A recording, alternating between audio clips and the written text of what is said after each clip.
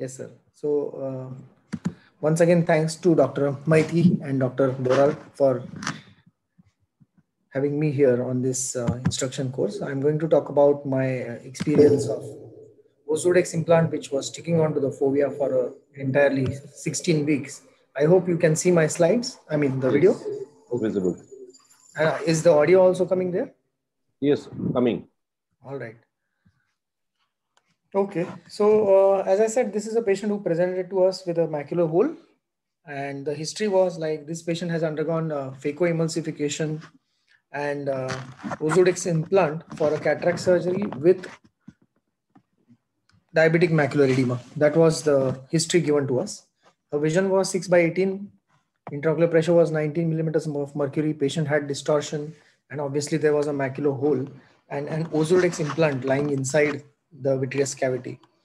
So it is possible, probably these surgeons are discussing that maybe the surgeon who operated this patient missed vitreomacular traction, and the surgeon is giving his side of the story that we are all humans and we can make mistakes.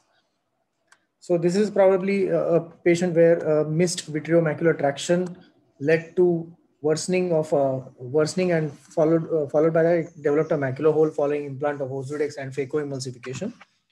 So this was decided that we are going to go ahead with pars plana vitrectomy, and since this Ozurdex implant is a biodegradable implant, we need not remove it. It was our plan. So we proceeded in the usual fashion. This was a pars plana vitrectomy, in which we have already injected triamcinolone acetonide, as you can see.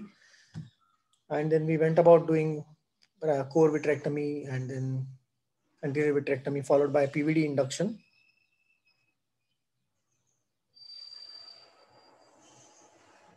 So you can see this shadow of the Ozurdex implant now coming in the picture. And this is the PVD induction. We induced the PVD using the vitrectomy cutter itself.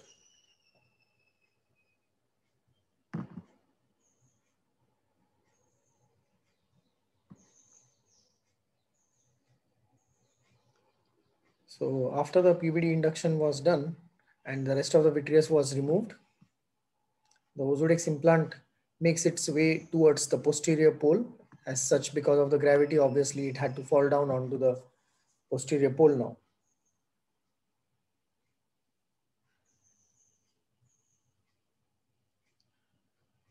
So yes, then we proceeded in the usual fashion, ignoring the Ozurdex implant at this stage because it's anyway inert thing and we don't have to really bother about it. After the PVD induction, we introduced the brilliant blue dye and ILM peeling will be done now. And since this Ozurdex implant was sitting pretty over the optic disc, and we absolutely had no intention of touching it at all.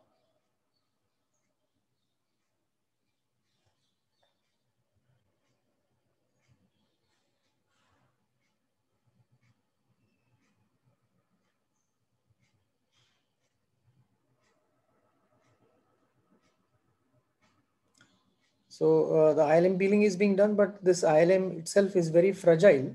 I don't know if this was an effect of Ozurdex or what, but this ILM peeling was very, very fragile. Somehow managed to peel it using the diamond dusted membrane scraper. And it was coming off in a piecemeal fashion.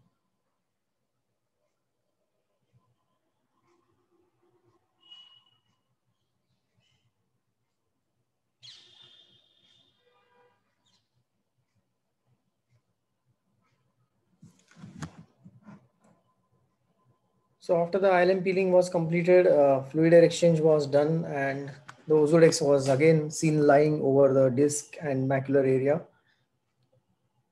And I thought that maybe due to gravity, it's going to fall off from that place and it won't interfere with the patient at all.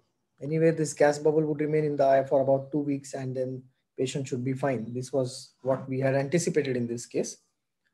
But there are certain things that take longer time than what we feel. And this was one such scenario. Patient came back saying that he's seeing something like this. And therefore we did his OCT. And first week we can see that the Ozurdex is sitting exactly on the fovea. At 2 weeks again, The Ozurdex is sitting on the fovea, not moving at all. At 4 weeks too, this Ozurdex is sitting on the foveal area. And the surgeon started getting nightmares as to whether this is going to cause any toxicity or whether it will lead to any other further complications.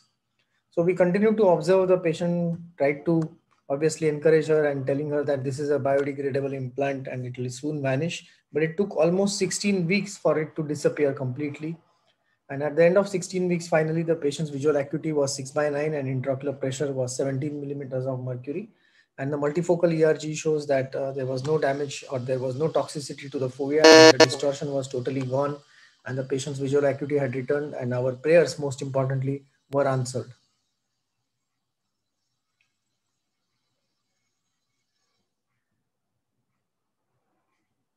So it was a testing times for us as well as for the patient, and it took nearly 16 weeks for the patient to get his vision back.